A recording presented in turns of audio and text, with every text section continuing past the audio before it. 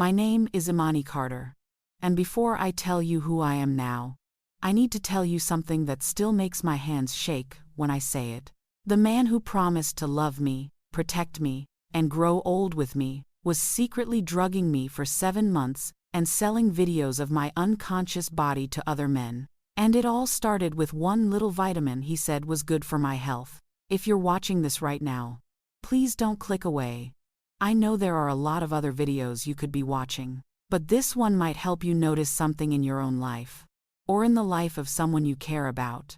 It might even save somebody. So before we go any further, I want to ask you for a small favor. Please hit the like button so this story can reach more people. Make sure you're subscribed if you want to follow my healing journey. And tell me in the comments where you're watching from and what time it is for you right now. I read the comments. They remind me I'm not alone. And they remind other survivors they're not alone either. Okay, let me go back to the beginning. At least, the beginning of the part that looked perfect. Right now, as I'm talking to you, I'm 36 years old. I live by myself in a small apartment in Raleigh, North Carolina. There are books on the table, papers from school on the couch, and a cheap little candle burning on the coffee table. Outside my window, I can hear traffic and kids playing after school. If you walked in, you'd probably think, this looks like a normal life. And most days, it is. I'm a high school English teacher. I love what I do. I love helping teenagers understand stories and helping them write their own. That part of me never changed, even when everything else was falling apart. Teaching gave me something solid to hold on to. But a little more than a year ago, my life was very different. Back then, I lived in the suburbs of Cleveland, Ohio, in a 2-story house with a small yard and a maple tree in front. I lived there with my husband. From the outside, it looked like the kind of house people are proud of. Stable, safe, happy. My husband's name was Darius Cole. He worked from home as a cybersecurity engineer. He was smart, funny, and good with people. He could talk computers with kids and football with my dad. He helped my mom in the kitchen at holidays. When my students met him at school events, they would say, "Miss Carter, your husband seems so cool." Everybody loved Darius. I did too. At least, I loved the man I thought he was. On a regular weekday back then, I'd drive home from school and see the kitchen light on. I'd walk in and smell dinner cooking. Darius would kiss my cheek, ask how my day was, and listen while I told him about my students.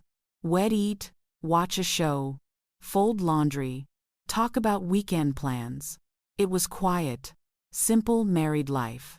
It felt safe. People ask me now, didn't you see any red flags? The honest answer is no. In the beginning, I didn't. There were no big fights, no broken dishes, no screaming. Just a man who seemed kind, and a life that looked normal. I thanked God for that life. I believed I was lucky. The first time the vitamins showed up was in March of 2024. In Cleveland, the snow was melting and turning into gray slush along the streets. My students were restless and loud, already counting down to spring break. One evening I came home, dropped my heavy teacher bag by the door, and saw Darius sitting at the dining table with a small cardboard box. In his hand was a dark bottle with a neat, clean label. It looked like something from a health store. The words on it were things like balance, calm, and support. He looked up and smiled. "Hey, babe," he said. "I've been reading about supplements for people with high-stress jobs. You know how you've been so tired lately?" I laughed because it was true. "Yeah, I'm always tired." "Well," he said, tapping the bottle, "this has vitamins and stuff that are supposed to help with energy and sleep and mood. Vitamin D, B complex, magnesium. Nothing strong, just a little boost. I ordered it for you." He sounded proud of himself, like he had found an answer for me. It felt sweet. Nobody had ever researched vitamins for me before. Nobody had ever cared about my tiredness that way. He twisted off the cap, shook 2 capsules into his hand, and passed them to me with a glass of water. Gotta keep my girl healthy, he said. You're my most important project. I rolled my eyes and smiled. But I took the pills. I swallowed them in one gulp and didn't think twice about it. For a little while, nothing seemed wrong. I took the vitamins every night around 10:30, right before bed. I slept hard. At first, I even told one of my coworkers that I thought maybe they were helping. We joked about needing Darius vitamins to survive the school year. If the story ended there, this would just be a sweet little marriage story. But it didn't end there. After a few weeks, I started to feel different. Not better. Worse. At first, it was easy to blame on work. I woke up more tired than when I went to bed. My body felt heavy, like I was dragging it through the day. I would stand at the front of my classroom and my mind would suddenly go blank. It'd forget what I was about to say, even though I had taught the same lesson many times. One afternoon, while I was teaching a short story, I noticed that the words on my lesson plan just wouldn't line up in my head. A student raised his hand and said, "Miss Carter, are you okay? You look kind of out of it." I laughed it off. I made a joke about needing more coffee. The class laughed, and we moved on. But that night, when I was grading papers, I thought about that moment. I had always been sharp in the classroom. Lately, I felt like I was walking through fog. Around the same time, I started to notice gaps in my memory. Little missing pieces. Darius would say, "Remember last night when you told me we should repaint the guest room?" And I would have no idea what he was talking about. No picture, no sound, nothing. He would grin and say, "You must have been half asleep." Like it was cute. Because I loved him. And because I trusted him. I believed him. I told myself I was stressed. I told myself I was just getting older. I told myself it was no big deal. Then the bruises showed up. One morning in April, I was getting dressed for school. The light coming through the blinds was soft and gray. I lifted my arm to pull on a blouse and something dark on my skin caught my eye in the mirror. I stepped closer. On my upper arm were bruises. Dark, oval marks, 4 on one side, 1 on the other. They looked exactly like fingerprints wrapping around my arm. I just stood there and stared.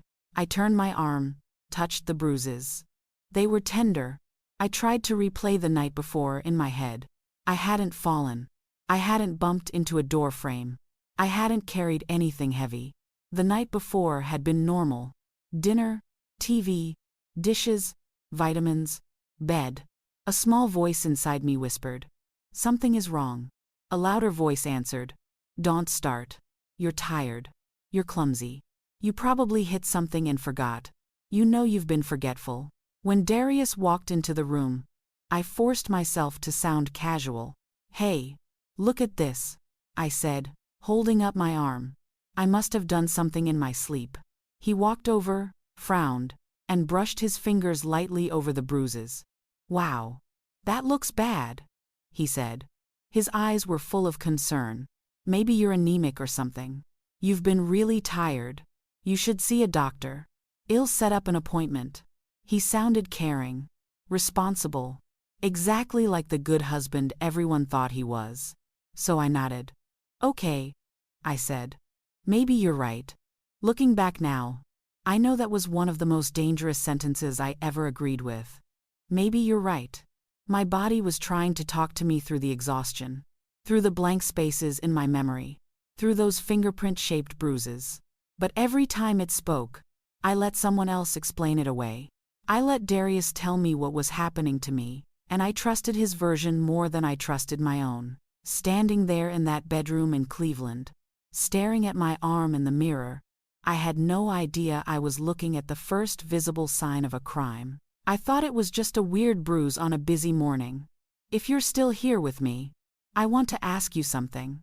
Have you ever ignored your own gut because it felt easier to believe someone else? Have you ever told yourself, in just overthinking, when deep down, you knew something was off? If your answer is yes, please tell me in the comments. Not because I want your secrets, but because someone else might read your words and finally realize they aren't crazy. They might finally realize they aren't alone. For me, those bruises were the first crack in the picture-perfect life I thought I had. I just didn't know it yet. After the bruises showed up, life didn't suddenly turn into a movie. There was no loud music, no dramatic zoom in on my face. I still had to go to work the next morning. I still had to stand in front of a room full of teenagers and act like everything was fine. That's something people don't always understand about real life. The worst things don't always stop your world right away. They just slide in next to the laundry and the emails and the lesson plans and sit there, waiting. A few days after I showed Darius the bruises on my arm, he told me he had made a doctor's appointment for me. I called Dr. Lawson's office, he said casually while we were eating dinner at the dining table in Cleveland. They can see you Thursday afternoon. I told them about the bruises and the fatigue. They said it's good you're coming in. He looked proud of himself, like he'd done the right thing. And on the surface, he had. That's what a caring husband is supposed to do, right? Help you get to the doctor when something seems off. Thank you, I said. I appreciate it. Inside, that small nervous voice whispered again, but I pushed it down. Going to the doctor felt like doing something. It felt responsible, so I held on to that. On Thursday, I left school a little early and drove to the clinic. The waiting room smelled like disinfectant and coffee. There were magazines on the side table that nobody was really reading. A TV on the wall played a daytime show with the volume turned low. When the nurse called my name, I went in, stepped on the scale, sat on the exam table with the crinkly paper. I told the doctor about my fatigue, the memory gaps, the sleeping so hard I felt drugged. I told her about the bruises on my arms and legs that I didn't remember getting. She looked at the bruises, pressed them gently, asked a lot of questions. How many hours I worked, how many classes I taught, how many papers I graded each week, how I was sleeping, what I was eating, if I was feeling anxious. I told her about the vitamins Darius had ordered for me, the ones I took almost every night at 10:30. I told her he had been helping me remember to take them. She nodded like that made sense, wrote something on her tablet, and ordered blood work to check my levels. A few days later, she called with the results. Your blood work looks normal, she said. You're not anemic. Your numbers are actually pretty good. But given your symptoms, fatigue, difficulty concentrating, feeling overwhelmed, I think you may be dealing with anxiety or early burnout. It's very common in teachers. Anxiety, that word landed heavy on my chest. On the phone, I said, I don't feel anxious. I mean, not more than usual. I just feel tired and foggy. She was kind, but firm. Anxiety doesn't always look like panic attacks, she said. Sometimes it shows up as exhaustion, brain fog, and body tension. I'm not saying this is all in your head, but your body and your mind are connected. I'd like to start you on a low dose of medication to see if it helps. We can also talk about therapy if you're open to that. When I told Darius what she said, he acted like it made perfect sense. Of course you're anxious, he said, leaning across the kitchen island. You've been carrying too much for too long. You're always bringing work home, worrying about your students, worrying about money, worrying about everything. This is probably just your body forcing you to slow down. There was something flattering in that. The idea that I cared so much, it made me sick. He picked up the doctor's message like a script and filled in all the lines for me. She sent a prescription over to the pharmacy. I said, I guess I'll try it. I'll pick it up for you. He said right away. You don't need to worry about that. I've got it. And just like that, another set of pills entered my life. We added the anxiety medication to the nighttime routine. At 10:30, Darius would come into the bedroom with a glass of water in one hand and two things in the other. One capsule from the vitamin bottle, and one tablet from the prescription bottle. Here you go, babe, he'd say, putting them into my palm like he was placing jewels there. Let's help that brain get some rest. I would take them both without thinking too hard about it, wash them down, and crawl into bed. For a while, I told myself this was good. I was doing what the doctor said. I was taking care of my mental health. I was lucky to have a husband who took it seriously. But something felt off. Not just tired. Not just teacher tired. It was a different kind of tired. My sleep was too deep, too heavy. It didn't feel like rest. It felt like losing time. Sometimes Darius would tell me about conversations we supposedly had before bed, about repainting the guest room, or visiting my sister, or talking about money, and I would sit there trying to pull those words back into my mind, like pulling on a rope that had been cut. "Are you sure we talked about that?" I'd ask, frowning. He would laugh, light and easy. "You must have been half asleep," he'd say. "You probably don't remember. You were rambling." It was kinda cute. He made it sound harmless, so I tried to believe it was. But the gaps got wider. There were text messages on my phone to friends that I didn't remember sending. Short, flat replies that didn't sound like me at all. No emojis, no exclamation marks, just, "Sure," and "Okay," and "Sounds good." One afternoon, my sister called and said, "You sounded so weird in your text last night. Are you mad at me?" "No," I said, confused. "Why would I be mad at you?" She read the messages back to me. I didn't remember typing them. I told her I must have been half asleep. It became my new excuse for everything. I must have been half asleep. I repeated it so often that it started to sound true. That's the thing about repetition. A lie can feel like the truth if you repeat it enough times, especially if someone you love is repeating it with you. The summer of 2024 came to Cleveland. School let out. The days got longer and hotter. I thought maybe without the stress of teaching, it'd feel better. I didn't. If anything, the fog got thicker when I wasn't in the classroom. It'd wake up around 9 or 10 in the morning, even though I had gone to bed around 11. 12 hours of sleep and still exhausted. Darius would already be awake, working in his home office, sometimes with a mug of coffee in his hand. He'd smile and say, "Hey, sleepyhead. Did you have good dreams?" I never remembered my dreams. I barely remembered going to bed.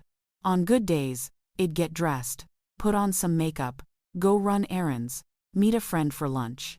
On bad days, I'd wander around the house like a ghost, starting chores and not finishing them. Smoke from the neighbor's grill would drift in through the window and make the whole world feel hazy. One Saturday in late June, Tasha came over. We'd been friends since college, and she was one of the few people who noticed the difference in me and refused to pretend it wasn't there. We sat on my back porch in Cleveland with iced tea, the sun high and bright. Darius had gone to the gym. The neighborhood was quiet except for a few kids riding bikes. Tasha studied me in that way only old friends can. Her eyes searched my face, my movements, the way I held my glass. "You're different, Imani," she said finally. "I don't know how else to say it. You're moving slow. Your eyes look glazed, almost. You're not sharp like you used to be." I laughed weakly. "Thanks a lot." She didn't laugh back. "I'm serious. Are you taking something? Painkillers, sleeping pills, anything?" I sighed. "Just the vitamins Darius got me, and the anxiety meds my doctor prescribed. He says it's stress. The doctor says it's anxiety. That's all." Tasha shook her head slowly. "I've seen you stressed. I've seen you anxious. This is not that. You look like someone drugged you." The word drugged cut through the air between us like a blade. I felt my chest tighten. "Tasha, I'm not saying Darius would do that," she added quickly, seeing my face. "But something is going on. Maybe your meds are too strong. Maybe the mix is wrong. Maybe your doctor missed something. I don't know. But this is not normal." I stared down at the ice melting in my glass. Part of me wanted to get angry, to defend my husband, my doctor, my own choices. Another part of me wanted to burst into tears, because she was saying out loud what I had been afraid to think. I chose the easier path. I forced a small smile. "It's probably just the meds adjusting," I said. "The doctor warned me there might be side effects. It'll be fine. You're overreacting." She held my eyes for a long moment. "I hope I am," she said quietly. I really, really hope I am. But, Imani, promise me if this keeps happening, you'll get a second opinion. From a different doctor. And, just pay attention. Okay? To your body. To your gut. I nodded, but I didn't let her see how shaken I was. After she left, her words sat in the back of my mind, like a heavy stone. You look like someone drugged you. I tried to shake it off. It was easier to believe I was tired and anxious than to believe something truly dark was happening. Still, I started watching things more closely. That's when I noticed the drawer. One afternoon in early July, I came home from running errands and saw that Darius' home office door was half open. That was unusual. When he worked, he usually kept it closed. I knocked lightly. No answer. I pushed the door open and peeked in. The chair was empty. His laptop was closed on the desk. A half-finished cup of coffee sat on a coaster. I assumed he was in the bathroom or the kitchen, so I stepped inside to leave a folder on his chair. I wanted him to remember to scan some documents for me. As I came around the side of the desk, my eyes fell on the bottom right drawer. There was a small, silver padlock on it. I stopped walking. It felt like even the air stopped.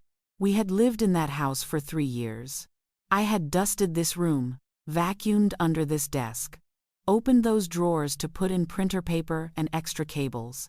That drawer had never had a lock on it before. I bent down a little, staring at the tiny lock. It wasn't built into the desk.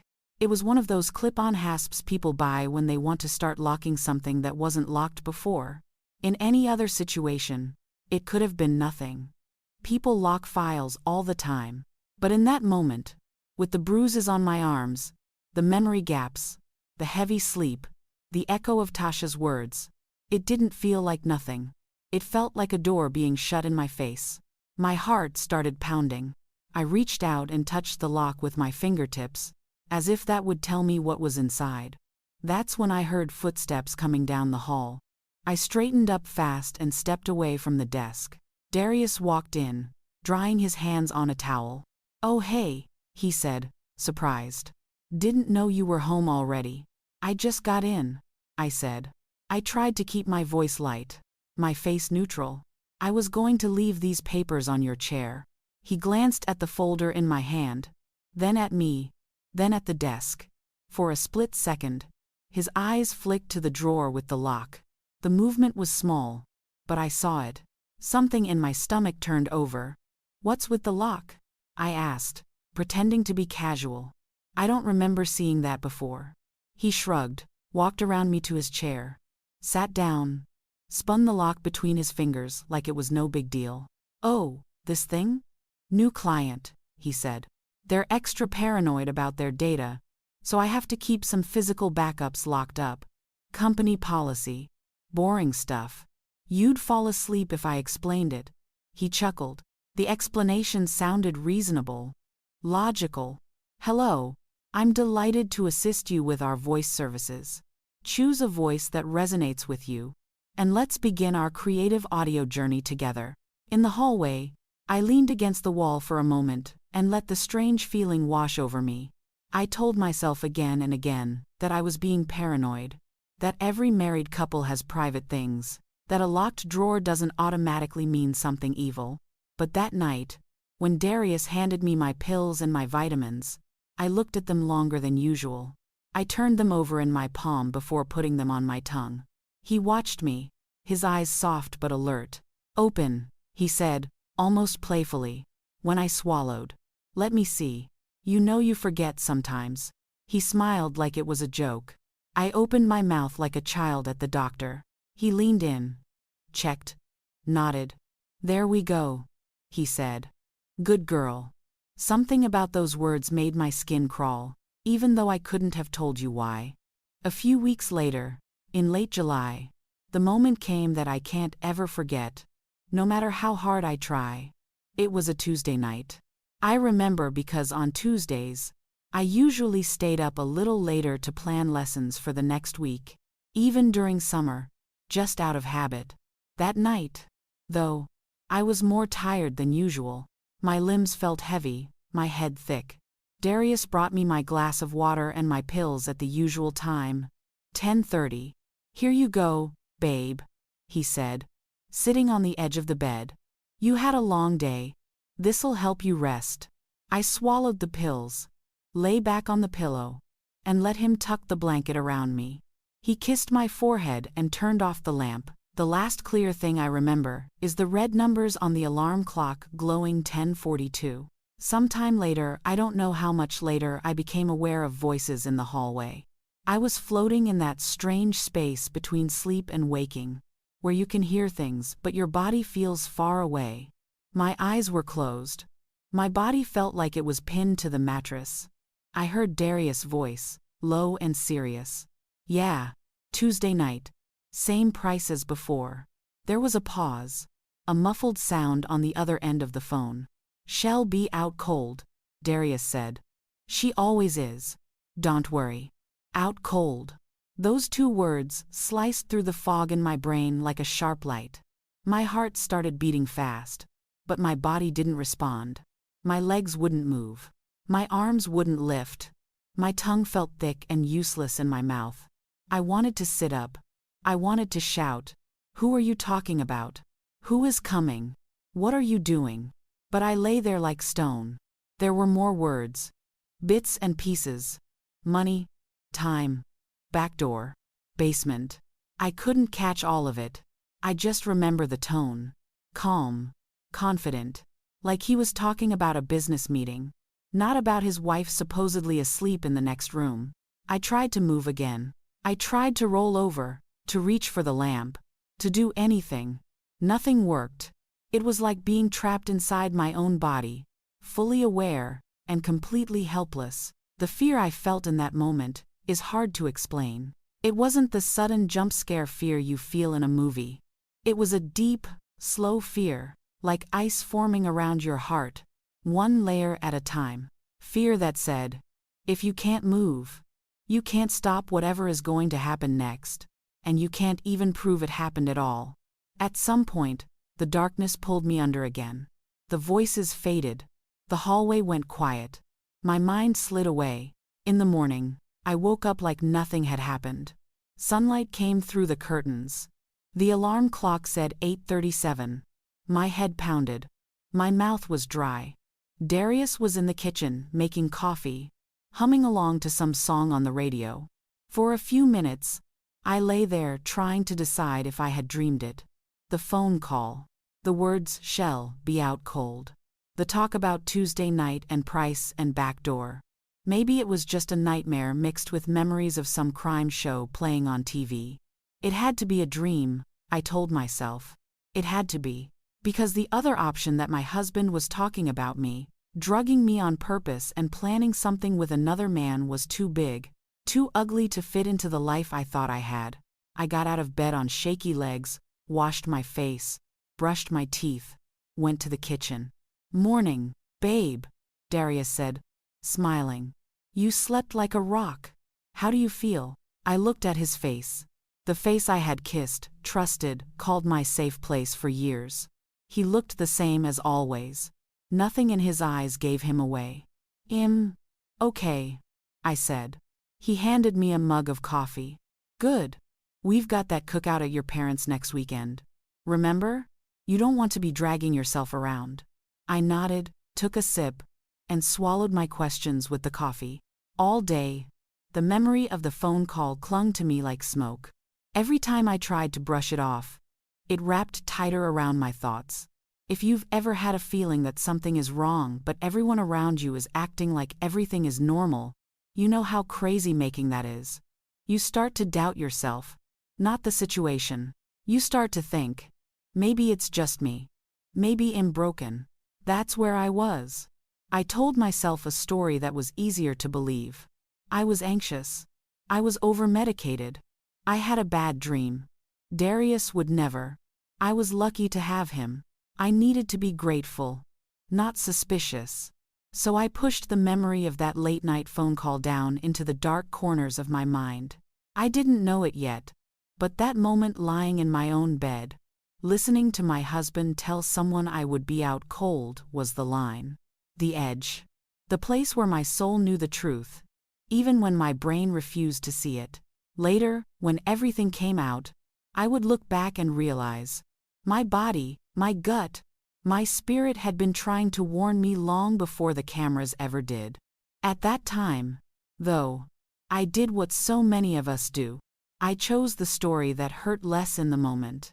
And that choice let the nightmare go on just a little bit longer. That choice to believe the easier story let the nightmare go on just a little bit longer. But it didn't stop my body from trying to warn me. By August, the summer air in Cleveland felt thick and heavy. The days blurred together. I was sleeping long hours, waking up exhausted, losing track of time. Every once in a while, that memory of Darius saying, "Shall be out cold," would flash in my mind like lightning. I would push it away each time, but it always came back. One afternoon, during a planning period at school, I was sitting alone in my classroom. The fluorescent lights buzzed overhead. The smell of dry erase markers and paper hung in the air. I should have been working on lesson plans, but my thoughts were elsewhere. I pulled up my phone and scrolled through my text messages. There were replies to friends that I didn't remember sending. There were late-night messages to my sister that sounded flat and strange, like someone was trying to imitate me and not quite getting it right. My stomach turned. Before I could talk myself out of it, I hit the call button for Tasha. She answered on the second ring. "Hey, lady. You okay?" I hesitated. "I don't know," I said. "I keep missing things. I keep finding messages I don't remember, and am so tired all the time. I feel like I'm walking through mud." There was a pause on her end. Then she spoke, her voice steady. "Imani, I'm going to say something and I need you to hear me," she said. "If you really think you might be getting drugged by anything or anyone, you need proof. Not a feeling. Not a dream you half remember. Proof. How am I supposed to get proof?" I asked, my voice barely above a whisper. "You're an English teacher," she said. "You tell stories for a living. Right now, you need to collect evidence for your own story. Get something that doesn't disappear when you wake up. Get something that can't be talked away." I knew what she meant before she said the words. "Cameras," she said. "Hidden ones. In your bedroom. In that basement you never use. Somewhere Darius doesn't know about. If nothing happens, then you can at least stop feeling crazy. If something is happening, you'll see it." The thought of putting cameras in my own home made me feel sick. It felt like betraying my husband. It felt like admitting something might really be wrong. But another part of me, the part that had seen the bruises and heard out cold in the dark, leaned in and paid attention. After school that day, I didn't drive straight home. I turned my car toward a big electronics store near the mall. My hands were sweating on the steering wheel. My heart pounded like I was doing something illegal. Inside the store, the air conditioning was sharp and cold. Rows of TVs played the same commercial. People browsed headphones and laptops, not knowing that my world was cracking open. I found the section with security equipment. There were doorbell cameras, baby monitors, motion sensors. On the bottom shelf were small, simple cameras that could connect to a phone app and upload to the cloud. A young clerk came over and asked if I needed help. I smiled and lied. "Just looking for something to keep an eye on my dog," I said. "Has been getting into the trash." The words felt sticky on my tongue, but the clerk didn't question it. He pointed to a couple of models, explained the basics, and walked away.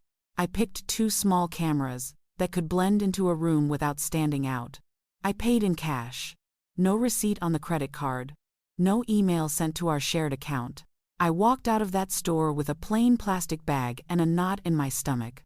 Driving home, I kept asking myself, what if I'm wrong? What if I'm overreacting? But under that question was another one. What if I'm right? That night, I waited for my chance. Darius had a set routine. He went for a run every evening around 5:30, jogging through the neighborhood with his earbuds in. He would be gone for at least 40 minutes. As soon as he left, I set a timer on my phone for 30 minutes. Then I moved. My hands shook as I opened the box with the first camera. I read the instructions with my heart racing. It connected to Wi-Fi, linked to an app, sent video to a cloud account. I had already made a new email address from my phone while sitting in the parking lot of the store one Darius didn't know about. I tested the camera by pointing it at my face and checking the app. When I saw my own nervous expression staring back at me, I knew it was working. In our bedroom, I placed the camera on the bookshelf across from the bed, tucked between two paperbacks. I angled it so it could see my side of the bed, the nightstand where Darius always put the pills and water, the spot where I slept. Then I went downstairs to the basement. We didn't use the basement much. It was unfinished, cool, smelled a little like cement and old cardboard. Boxes lined the walls, holiday decorations, old textbooks, random things we hadn't unpacked since we moved in. I stood at the bottom of the stairs and just listened for a second. The house was quiet above me. No footsteps, no pipes running, just my own breathing. On the far wall, near the ceiling, there was an air vent with a metal cover. It was the only place I could think of where a camera could see most of the basement without being obvious. My fingers fumbled with the screws. I finally managed to loosen the cover and pull it off. Dust fell into my hair and onto my shirt. I didn't care. I wedged the second camera inside the vent, pointing out into the room. I checked the app to make sure it had a clear view of the stairs and the open space where someone might stand or set something up. Then I put the vent cover back on and tightened it as best I could. By the time I got back upstairs, my timer was almost up. I stuffed the empty boxes into a trash bag and hid them in the trunk of my car to throw away somewhere else later. Then I sat at the kitchen table and tried to look normal, grading papers I could barely see through my anxiety. When Darius walked in, sweaty from his run, he kissed my forehead like always. "How was your day?" he asked. "Fine," I said. "Busy." My voice sounded steady. My heart did not. That night, when he brought me my vitamins and pills, I was ready. He came into the bedroom at 10:30 with the same routine. Glass of water, pills in his hand, soft smile. "Here you go," he said. "You know the drill." I took the pills, put them in my mouth, lifted the water. But this time, I didn't swallow them all the way down. I let the tablets slide back, holding them carefully between my tongue and the side of my cheek while I took a small sip of water. I had to be careful not to choke, not to cough, not to give myself away. He watched me closely. "Swallow?" he asked. I nodded and pretended to clear my throat. Then I opened my mouth when he asked, letting him see my tongue. The pills were hidden behind it. He smiled, satisfied. "Good girl," he said again, the words scraping against my nerves. He kissed my forehead and turned off the lamp. I lay there in the dark, barely breathing, until I heard his footsteps move away. When I was sure he had gone back to the living room, I slipped quietly out of bed, went into the bathroom, and spat the pills into a tissue. My hands were shaking so hard I almost dropped them into the sink. I flushed them, rinsed my mouth, and went back to bed. Even though I hadn't swallowed the pills, my mind still tried to shut down out of habit. Months of being drugged had trained my body to give in at that time of night. My eyelids felt heavy. My limbs felt like sandbags. I dug my nails into my palms. I bit the inside of my cheek until I tasted blood. I counted backwards in my head. I told myself, "Stay awake. Just a little longer. You have cameras now. Let them see." That night, Darius didn't go down to the basement. He checked on me once, leaning over the bed to listen to my breathing. I kept it slow and steady, like I was deeply asleep. Then he went back to his office. I did the same thing the next night. And the next night, I pretended to swallow the pills, flushed them later, and forced myself to stay awake as long as I could. On the third night, just after 2 in the morning, I heard the basement door open. I watched the red numbers on the clock. 2:13.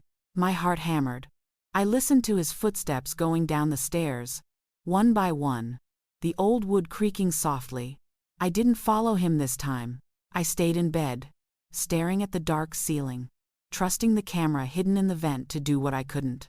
The next morning, Darius acted like nothing at all was different. He made coffee, joked about needing a vacation, kissed me on the cheek, and then told me he had to go meet a client in person and would be gone for most of the day. The moment his car pulled out of the driveway, I locked the front door, closed all the blinds, and grabbed my laptop with shaking hands. I sat at the kitchen table, the same place where I had graded essays and paid bills and planned meals, and opened the app linked to the cameras. My fingers felt numb as I logged into the cloud account. A list of video files came up, each with a date and timestamp. There were more than I expected. Heart pounding, I clicked on the oldest one from the bedroom camera. The date at the top of the screen made my breath catch. The 12th of March 2024, months before I thought anything had really started. The video was in color but grainy in the low light. I saw myself lying in our bed, limp and still. I saw Darius come in with a glass of water and a small cluster of pills. I watched him put them into my mouth, tilt my head gently, stroke my throat as I swallowed like I was a child. Then I watched myself go completely slack. He stood there for a moment, looking down at me. The expression on his face wasn't loving. It was assessing, like he was checking a piece of equipment. He reached over to my nightstand, picked up my phone, and unlocked it with my thumb while I lay unconscious. He scrolled through my messages, took pictures of something, typed things I couldn't see, then set the phone back down. Next, he pulled back the blanket and moved my limbs. He changed my clothes, swapping my oversized t-shirt for the silk nightgown I almost never wore. He arranged me on the bed, turned my face toward the light. Watching it made bile rise in my throat. I clicked forward through the nights. The same pattern, over and over. Pills, water, limp body, phone, clothes, posing. Then I opened the basement footage. The camera angle wasn't perfect, but it was enough. I saw Darius lead men down the stairs, different men on different nights. Some wore hoodies, some wore work clothes, some kept their faces down like they didn't want to be seen. Darius stood with them in the middle of the basement. He set up a tripod with a camera or maybe a phone attached. He opened his laptop on a folding table. I watched him show them something on the screen.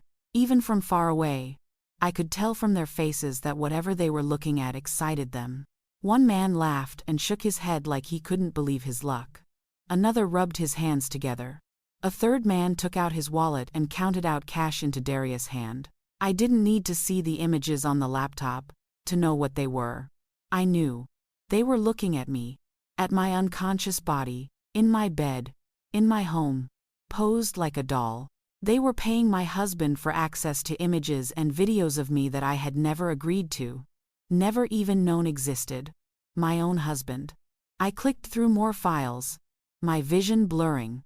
There were folders labeled with dates, with nicknames, with amounts. There were video files with names like Red Nightgown, May, and Sleeping Beauty. 4. The timestamps showed this had been going on for 7 months. 7 months of my life I would never be able to fully remember. 7 months where I had been turned into content without my consent. At some point, my body finally reacted. I slammed the laptop shut so hard it shook the table. My chair scraped back. I ran to the bathroom and threw up until there was nothing left. I ended up on the cold tile floor, my cheek against the edge of the bath mat, shaking so hard my teeth chattered. People talk about heartbreak like it's just sadness. They don't talk about how it can feel like physical damage, like something inside you has snapped and you will never put it back together the same way again. Lying there on that floor in Cleveland, I felt my old life break. The image of Darius standing in the basement with those men, taking their money, smiling, burned itself into my mind. The image of my own limp body on the bed played on a loop behind my eyes. I had thought I was a wife. In those videos, I was inventory. I don't know how long I lay there before I could move. When I finally pushed myself up and looked at my reflection in the mirror, I didn't recognize the woman staring back. But one thing was clear, clearer than it had ever been before. This was not anxiety. This was not just stress. This was not me being dramatic. This was a crime. And if I stayed in that house 1 minute longer than I had to, I might not make it out alive, at least not as myself. When I finally understood that this wasn't a bad marriage, or a rough patch, or my imagination that it was a crime, I knew I couldn't stay in that house another night. I didn't move right away. First, I did what English teachers do when they're terrified. I made a list. I took out a notebook from my school bag, sat at the kitchen table where I'd just watched my life fall apart, and wrote 3 words at the top of the page. Don't lose this. Underneath, I wrote, backup videos, copy files, pack essentials, call Tasha, leave house. It sounds simple. Written like that, it didn't feel simple. My hands were still shaking so badly it was hard to type, but I opened the laptop again and forced myself to go back to the cloud account. I downloaded as many files as I could onto a USB drive I found in the drawer. Then, I uploaded copies to 2 more cloud services under different emails. I sent them to myself, to an account Darius didn't know about. I was terrified he would walk in with a forgotten folder or lunch bag and see me there, copying his secrets. Every car door outside made me jump. Every sound from the street felt like a warning. When I was sure I had enough proof that no one could easily erase, I closed the laptop and packed a bag. I didn't take much. A few changes of clothes, my passport, my driver's license, my teaching certificates, the USB drive, my laptop and charger. I didn't bother with souvenirs or decorations. None of those things felt real anymore. I walked through the house one last time. The living room where we had watched movies. The kitchen where he had poured my water. The bedroom where I had been turned into something I never agreed to be. Everything looked the same, but my understanding of it was different now. Like someone had turned on a harsh light. Standing in the doorway, I realized I was scared to even breathe in that air. I picked up my keys and my bag, walked out to my car, and drove away. I didn't leave a note. I didn't text him. I didn't say goodbye. You don't leave a goodbye note to a person who's been selling access to your unconscious body. You just leave. In the parking lot of a coffee shop across town, I finally called Tasha. She answered on the first ring. Hey, I need you, I said, and my voice broke. Please. I'm not safe. There was no pause, no questions, no lecture. Drop me your location, she said. I'm on my way. She found me 20 minutes later sitting in my car, hands clenched around the steering wheel. I had been staring at the same crack in the pavement the whole time. She didn't hug me right away. She just opened the door, knelt down so we were eye level, and said, "Tell me what you saw." So I did. We went into the coffee shop, took a table in the corner, and I opened my laptop again. I showed her the bedroom footage. I showed her the basement videos. I showed her the file names, the timestamps, the faces of the men, the cash-changing hands. At first, she covered her mouth.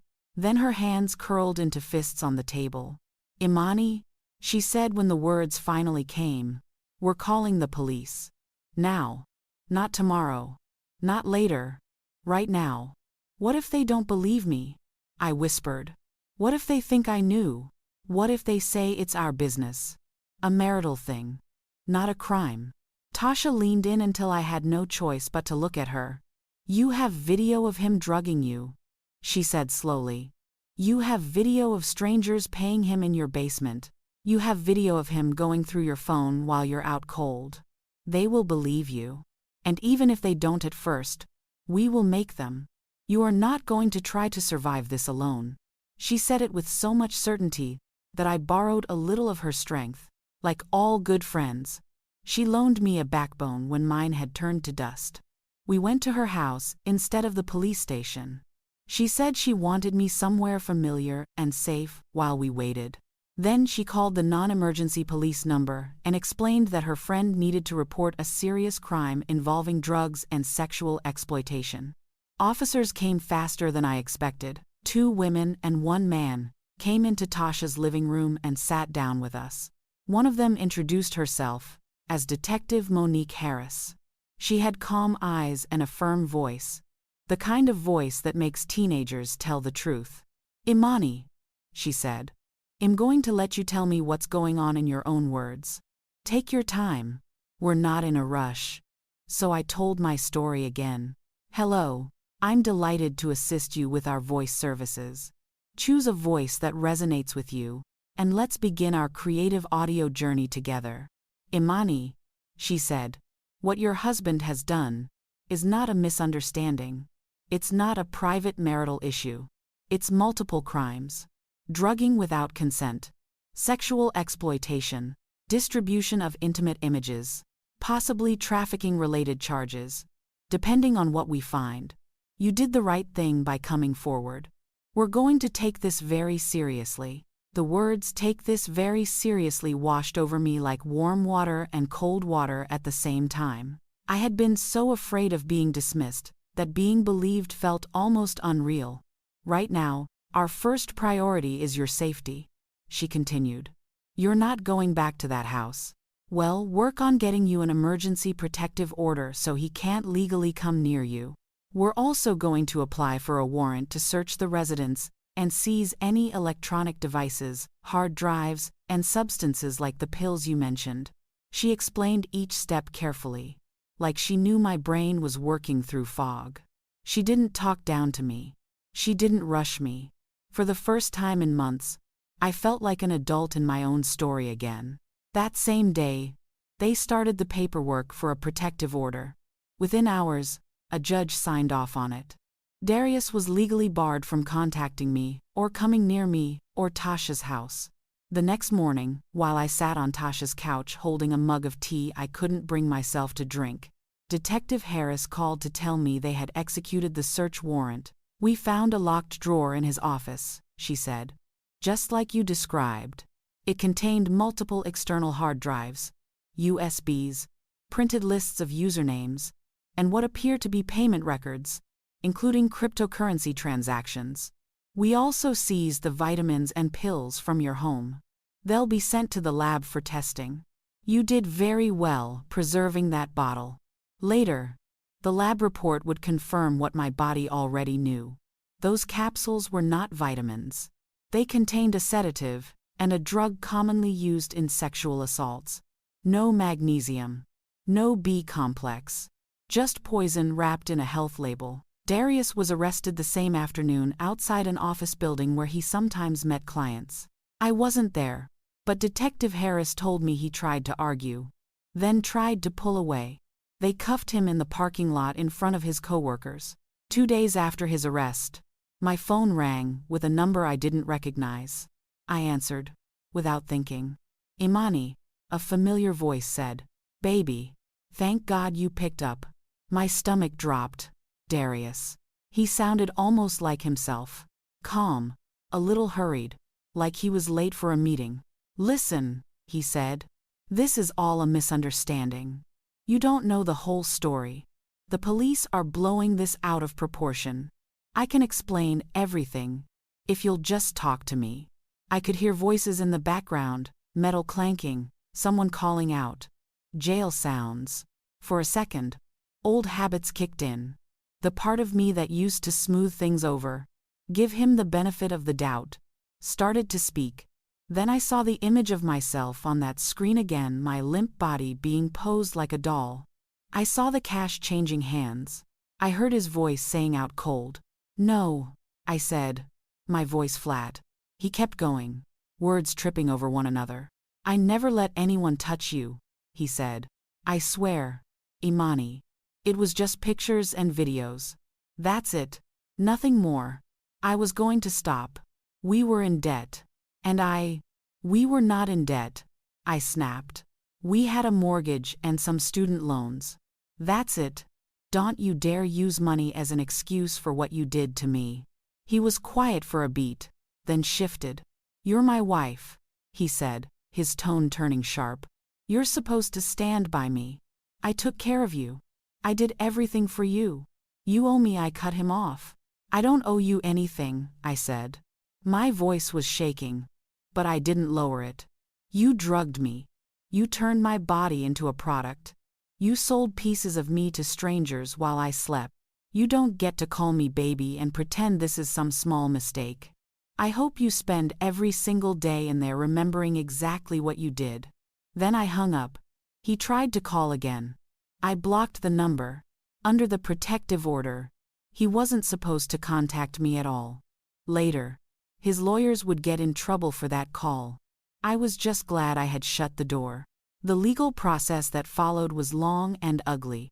There were interviews with the district attorney's office, where I had to tell the story again and again in more detail than I ever wanted to share. There were hours spent in small rooms with bare walls, looking at evidence I never wanted to see, confirming that yes, that was my body. Yes, that was my bedroom. Yes, those were my clothes. No, I did not consent to any of it. Sometimes I left those meetings feeling like my skin wasn't attached to me anymore. I started therapy with a woman named Dr. Angela Roberts, who specialized in trauma. She helped keep me from drowning, but there were still days when it felt like I was breathing through a straw. A grand jury listened to the evidence and voted to indict Darius on multiple counts: administering a drug without consent, sexual exploitation, distribution of intimate images without consent, and charges tied to trafficking and profiting from those images. His defense lawyer tried everything. He suggested I was exaggerating. He argued that maybe I had known about the recordings and agreed to them as part of consensual role play, then turned on Darius when the marriage went sour. He pointed to my memory gaps as proof that I was an unreliable narrator. Hearing someone use the phrase unreliable narrator about my own life felt like a slap. I had spent years teaching students how to spot unreliable narrators in fiction. I never expected to be called one under oath. But the evidence was stronger than the story the defense tried to spin.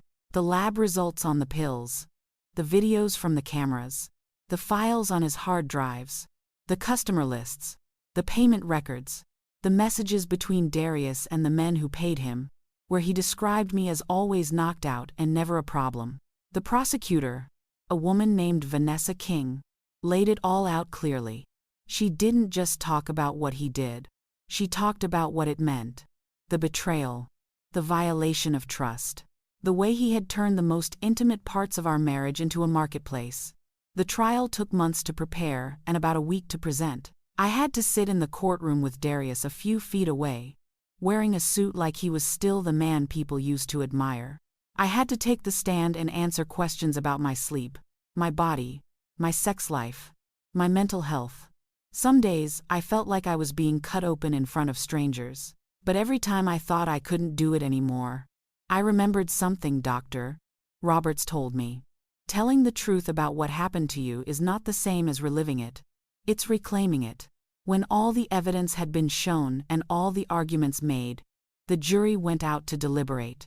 Those were some of the longest hours of my life.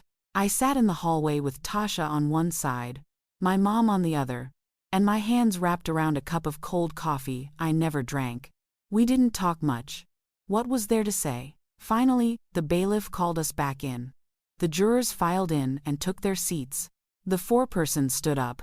The judge asked if they had reached a verdict. They had. On the charge of administering a drug without consent.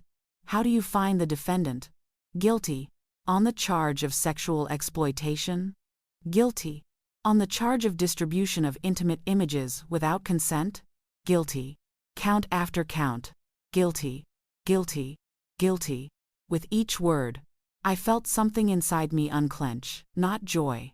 Not relief exactly, but a loosening of a knot that had been pulled tight for too long. Sentencing came a few weeks later. I chose to stand and read a victim impact statement. My hands trembled as I held the paper, but my voice stayed steady. You took 7 months of my life without my consent, I said. Looking at Darius for the first time in a long time, you took my sense of safety in my own home, in my own skin.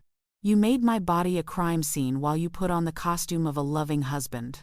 I could see tears on his face, but they didn't move me. You thought if I never remembered, it wouldn't count, I said. But it counts. It counts every time I wake up at night checking my doors. It counts every time I flinch when I see a bottle of pills. It counts every time I look at a man and wonder what he's capable of. When I was done, I sat down. The judge, a man named Ronald Pierce, looked at Darius for a long moment before he spoke. He sentenced Darius to 18 years in prison, with no possibility of parole for at least 12. He ordered that Darius register as a sex offender for the rest of his life.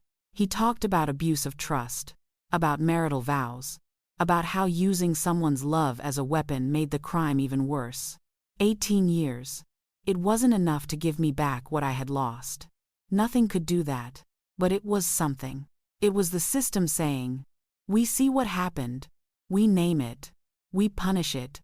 It was the first solid step toward a life where Darius was no longer the one in control. When that gavel came down, I exhaled a breath I felt like I'd been holding since March 2024. The nightmare part of the story was officially over. The rebuilding, though, that was just beginning. If you've stayed with me through this part of my story, I want to ask you something, especially if you're older. If you've lived through some things, if you were sitting on that jury, listening to all the evidence, would you have believed me? Would you have called what Darius did a crime? Or just a marriage issue? Tell me honestly in the comments. Your answer might be the one someone else needs to read, so they can finally call their own experience by its real name. When the judge walked out and the courtroom emptied, I didn't feel victorious. I felt hollow. People hugged me. They said they were proud of me for testifying, for seeing it through. My mom cried into my shoulder. Tasha squeezed my hand so hard it almost hurt. I smiled, nodded, said thank you, the way you do when people mean well, and there are no good words left. But inside, I felt like somebody had taken a house that was already broken and just bulldozed it. The old one was gone. The new one didn't exist yet. The months after the trial were strangely quiet. No more court dates. No more strategy meetings. No more surprise phone calls from unknown numbers that made my chest tighten. Just me, my therapist, my memories, and a future I didn't recognize. I kept going to see Dr. Angela Roberts in Cleveland for a while. We talked about trauma, about betrayal, about how the body remembers what the mind can't. She told me it was normal to feel numb, normal to doubt myself, normal to be afraid of the very things that used to feel safe, like going to sleep, or taking a pill, or trusting a hand on my shoulder. It's not about getting back to who you used to be, she said once. You can't unknow what you know now. It's about becoming someone new, with all of this inside you, and still finding a way to live. Part of becoming someone new meant facing down the house in Cleveland. Legally, after the divorce and the conviction, the house was mine. Emotionally, it felt like standing inside a burned-out building. I walked through it one last time with an attorney and a real estate agent. The walls were the same. The floors were the same. But every room was layered with ghosts. The bedroom where I had been drugged. The office with the locked drawer. The basement where men had handed my husband cash. I knew I could repaint. I knew I could remodel. I also knew I would never feel safe sleeping there again. So I sold it. People asked if that was hard. Honestly, it was the easiest decision I made in that whole nightmare. I didn't want to reclaim that house. I wanted to release it. Financially. Between the sale, some of Darius' assets the court awarded me, and some savings I'd managed to keep, I had choices. It felt strange to make a decision about my life that didn't center his wants. I thought about moving back to my parents' place. My mom would have welcomed me with open arms. But I had been someone's daughter, then someone's wife.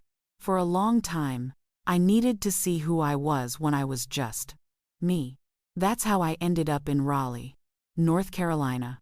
In August of 2025, I packed what was left of my life into a moving truck, said goodbye to Ohio, and drove south. I had been offered a job teaching English at a high school in Raleigh. I found a one-bedroom apartment in a building with good security and bright hallways. For the first time in a long time, the keys in my hand opened a door that was only mine. The first night in that apartment, I checked the locks 3 times. I checked the small security cameras I had installed this time. Ones I chose, facing hallways and doors. Not my sleeping body. I sat on the edge of my new bed and listened to the hum of the air conditioner and the distant sound of someone's TV through the wall. For a moment, panic rose in my chest. Out of habit, my brain whispered, he could come in. Someone could slip something into your drink. You're not safe. Then another voice, quieter, but growing stronger, answered, Hez in prison. You're not in that house. You chose this place. You can leave if you want. You're allowed to be safe. I didn't sleep perfectly that night, but I slept. That was a start. Teaching in Raleigh helped. Teenagers don't care about your tragic backstory when they're trying to figure out how to pass an essay. They want to know if you graded their papers and whether they can go to the bathroom. Being needed in that small daily way pulled me back into the world. Still, the trauma didn't just disappear when I crossed the state line. I found a new therapist, Dr. Camille Jordan. She had soft eyes and a way of sitting in silence that made you feel like you didn't have to fill it with apologies. We worked on the nightmares, the hypervigilance, the distrust. We worked on the way my body tensed whenever someone mentioned marriage or made a joke about crazy exes. We worked on the guilt that still clung to me, even though I knew, logically, that none of this was my fault. She said something once that I want to share with you. Especially if you're older and you've lived through hard things. Survivors are experts at blame. She said, we think if we can find the thing we did wrong, we can fix it and make sure it never happens again. But sometimes, there is nothing you could have done differently with the information you had. The only person who did something wrong is the one who chose to hurt you. I must have repeated that sentence to myself 100 times. About a year after everything exploded, I met someone. His name is Caleb Bryant. Hez, a guidance counselor at the school where I teach. We met in the teacher's lounge, both reaching for the same sad pot of coffee. Caleb is not a sweep you off your feet type of man. Hez, a pull the chair out for you. Remember how you like your tea. Send you the article he mentioned, because he knows you'll actually read it type. After what I'd been through, that quiet, steady kind of kindness felt safer than any grand gesture. He asked me to coffee after a staff meeting. I almost said no. The idea of sitting across from a man in a small space, making small talk, felt like putting my hand back on a hot stove. But something about him, maybe the way he always asked, "Is this okay?" before standing too close, or the way he really listened to kids when they talked, made me think I could at least try. On our third, not sure if this is a date or not, outing, sitting in his car outside my building, he asked if he could kiss me. Not leaned in and assumed. Not read a vibe. He asked. Clearly, out loud. And I broke. Not because I was scared of him, but because that simple question, that simple respect, showed me just how low the bar had been in my past. I started crying. Not a cute little tear down the cheek. Full-on shaking, ugly crying. Caleb didn't touch me. He didn't back away either. He just stayed still, hands on his own knees, and said, "Okay. No kiss. We don't have to do anything. You're safe. I'm here. You don't have to explain if you don't want to." But I wanted to. So I told him. Everything. As much as I could in one sitting. The pills. The cameras. The basement. The trial. The move. The therapy. It poured out of me in pieces. Sometimes in order. Sometimes not. When I was done, I expected him to say something like, "Wow, that's a lot," and make an excuse to leave. That's what the cruel part of my brain told me men would do. Instead, he was quiet for a while. Then he said, "Thank you for trusting me with that. I can't imagine how hard it was to live through, let alone tell. I want you to know something. Whatever pace feels safe for you, that's the pace we go. If that means we never kiss, we never kiss. If that means we just talk and drink coffee and send each other dumb memes, that's what we do. I'm not here to fix you. I'd like to be someone who makes your life gentler, not harder." 8 months later, we're still together. It's not a fairy tale. I still have moments where my fear flares up for no obvious reason. I still check the locks more than once. Sometimes I still ask to see his phone. Not because he's done anything wrong, but because my brain has been rewired to be suspicious. He doesn't sigh or roll his eyes. He hands it to me, lets me look, and then we talk about what came up for me and why. Slowly, my nervous system is learning that not all men are predators. Slowly, my heart is learning that love can feel like safety instead of risk. That brings me back to you. If you've made it to this point in my story, I want you to hear this clearly from me. Someone who has lived through the worst kind of betrayal. If your partner is controlling your sleep, your food, your medication, pay attention. If you are having memory gaps you can't explain, pay attention. If you are waking up exhausted, in different clothes, with bruises you don't remember getting, pay attention. If your gut is screaming something is wrong and someone keeps telling you it's just stress or anxiety, pay attention. You are not crazy. You are not too sensitive. You are not making drama. Your body and your intuition are trying to protect you. I wish I had listened to mine sooner, but even listening late was enough to save my life. If anything in my story feels uncomfortably familiar, please don't ignore that feeling. Talk to someone you trust, a friend, a sibling, a therapist, a doctor who isn't connected to your partner. Write down what's happening. Look for patterns. If you feel unsafe, reach out to local resources or hotlines where you live. You deserve to be safe in your own body and your own home. That is not asking for too much. That is the bare minimum. Imani Carter. I'm 36 years old. I'm a high school English teacher in Raleigh. I sleep in an apartment with locks I chose, and cameras I control. I don't take any medication I haven't discussed with a doctor I trust. I'm still in therapy. I'm still healing. Some days are hard. Some nights are worse. But I am here. I am not the woman lying unconscious in those videos anymore. I am the woman who put cameras in her own house, took her evidence, walked out, and rebuilt. If I can crawl out of that kind of darkness, you can crawl out of whatever you're in, too. Maybe not today. Maybe not tomorrow. But step by step, with help and time and stubbornness, it's possible. And if you're someone who has never gone through anything like this, I'm glad. I hope you never do. I hope my story still matters to you. Because someone in your life might be living a version of it right now, and not know what to call it. Share this with them if you need to. Let them borrow my words until they find their own. Now, before we say goodbye, I want to hear from you. Tell me in the comments. Which part of this story stayed with you the most?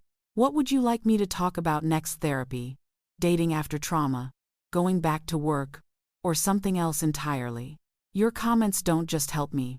They help other survivors see that people care enough to listen all the way to the end. And let me end with this. In my own way, thank you so much for spending your time with me and staying through to the end of this video. If this story spoke to you, or even just made you think, I'd be grateful if you'd hit subscribe and come back for more.